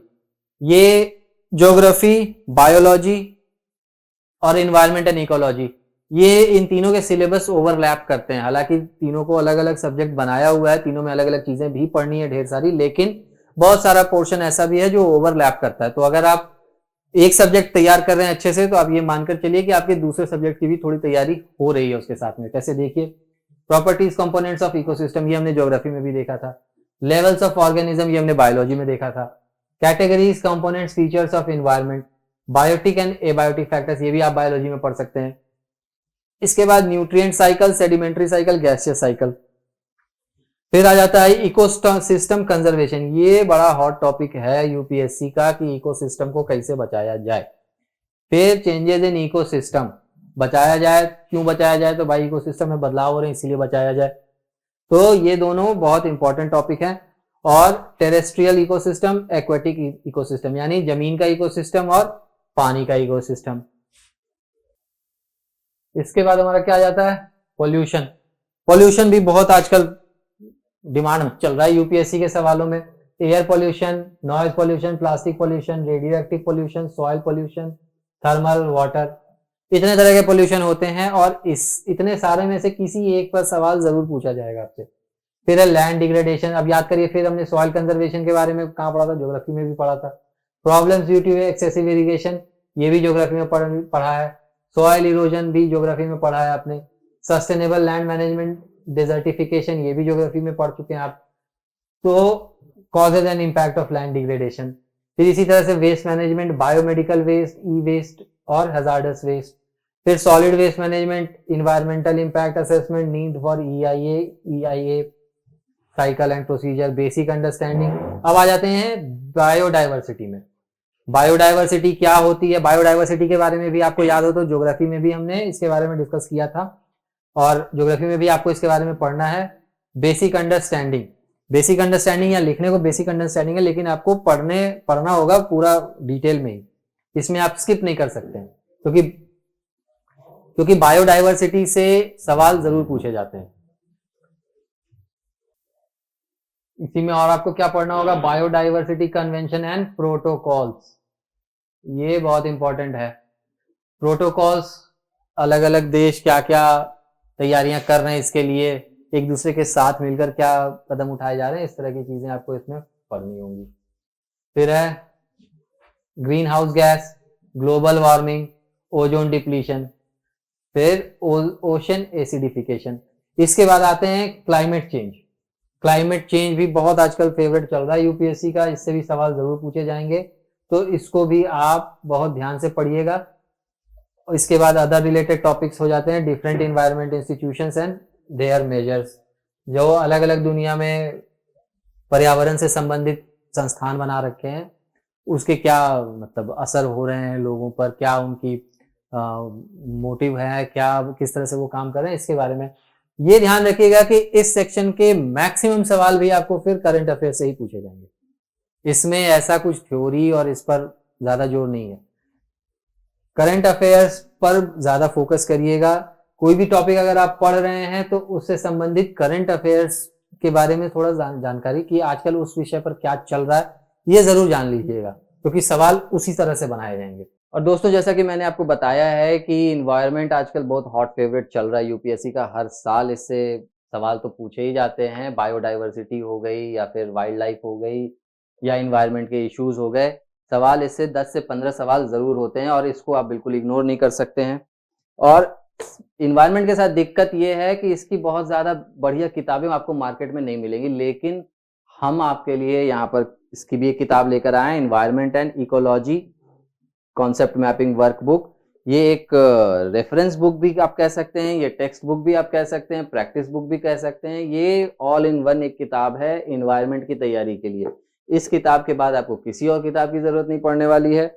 इसमें टेक्स्ट, इसमें आपको माइक्रो डिटेलिंग है, इसमें क्रोनोलॉजी में सारी चीज़ें समझाई हुई हैं और इसमें लास्ट मिनट कॉन्सेप्ट रिवीजन की भी व्यवस्था की गई है ताकि आपको बार-बार पूरी किताब पढ़ने की ज़रूरत ना पड़े। आप इसको ज़रूर मंगवाइए और ज़रूर इससे तैयारी करिए। और ना सिर्फ यूपीएससी के स्टूडेंट्स बल्कि जितने भी स्टेट पीसीएस के स्टूडेंट्स हैं, मैं उन सबसे कहूँगा कि ये किताब ज़रूर पढ़ें। अब हम आ जाते हैं असली जो बात है उस पर, करंट अफेयर्स। करंट अफेयर्स को देखिए, आपको देखने में लग रहा होगा कि बस इतनी सारी चीजें हैं, लेकिन ये इतनी सारी चीजें ही सब कुछ को कवर कर लेती है।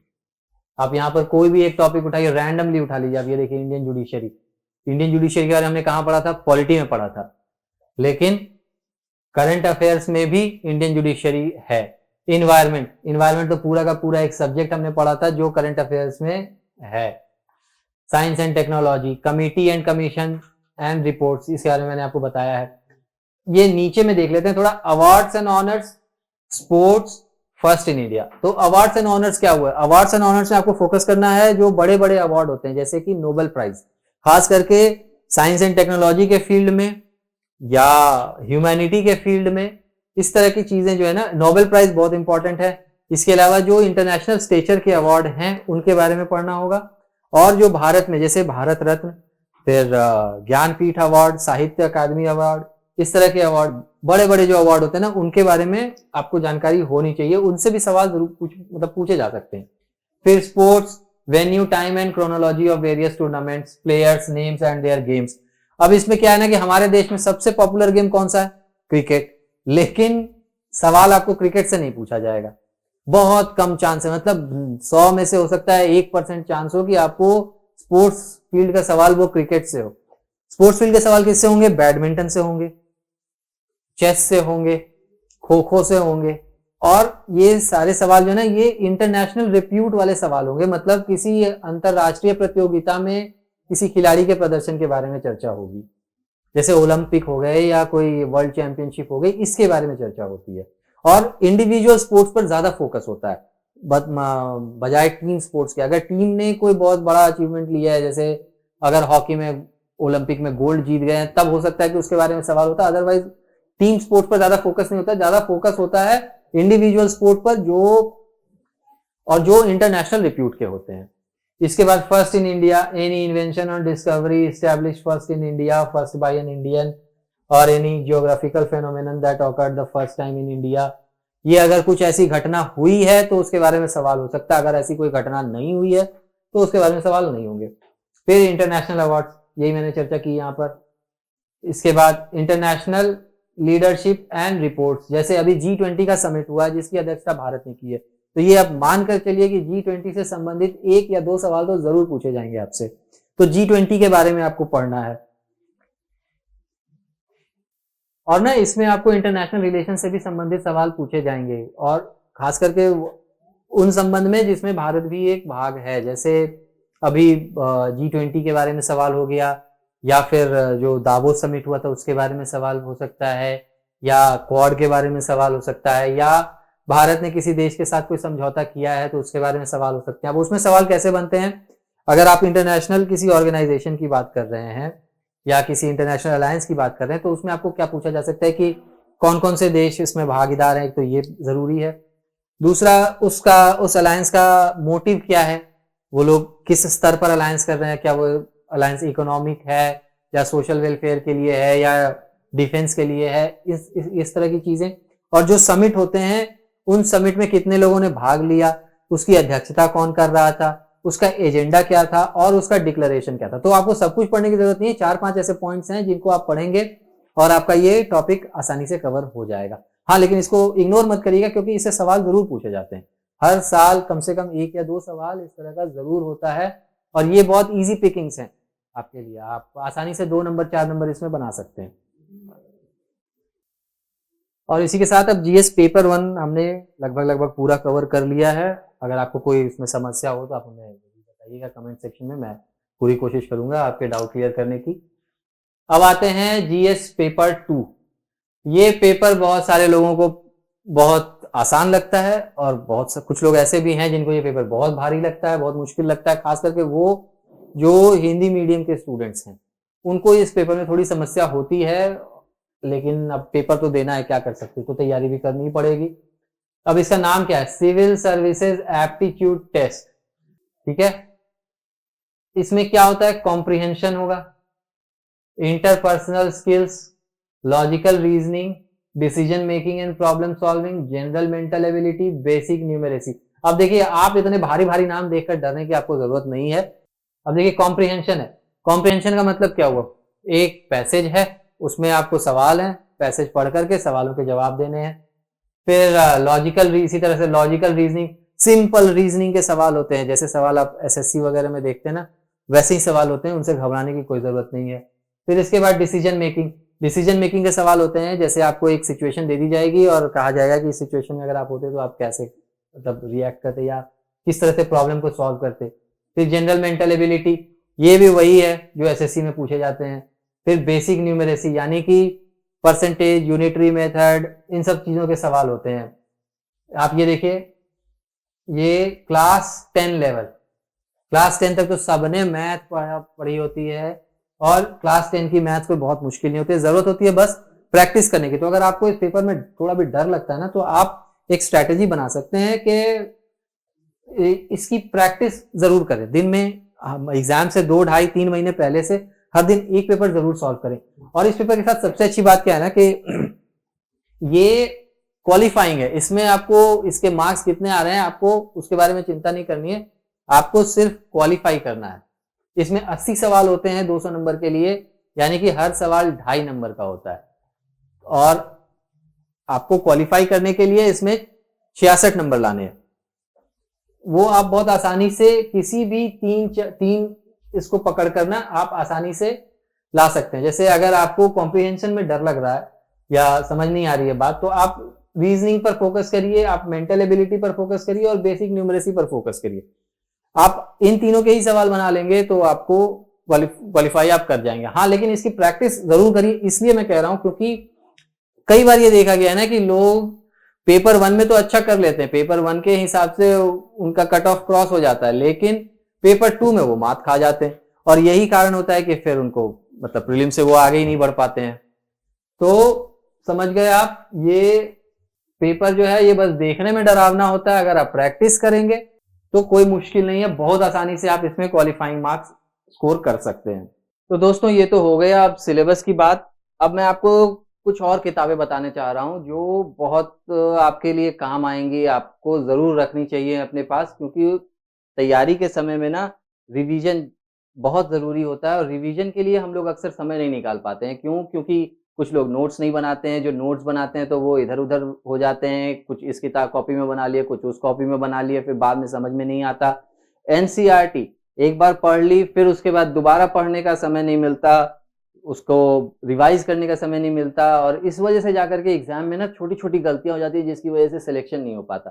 तो इसके लिए आपके ये हम लेकर आए हैं ये एनसीईआरटी सार संकलन। इसमें क्लास 6 से लेकर के क्लास 12 तक की एनसीईआरटी का पूरा समरी जिस्ट आप कह सकते हैं वो है, और इसमें सारे सब्जेक्ट आपको मिलेंगे। सारे एनसीईआरटी का ये जिस्ट है। इसमें ये देखिए, ये टेबल से भी समझाया गया है, इसमें मैप से भी समझाया गया है, इसमें डायग्राम से चीजों को समझाया गया है, ताकि आपको फिर से ऐसा ना लगे कि आप दोबारा से किताब पढ़ रहे हैं, बल्कि आपको ऐसा लगे कि आप चीजों को रिवाइज कर रहे हैं, जो आपने पढ़ लिया है उसको आप फिर से रिवाइज कर रहे हैं। और इसके साथ ही साथ ये हिंदी मीडियम और इंग्लिश मीडियम दोनों स्टूडेंट्स के लिए है, यानी हिंदी में भी एक बुक अवेलेबल है और इंग्लिश में भी ये बुक अवेलेबल है।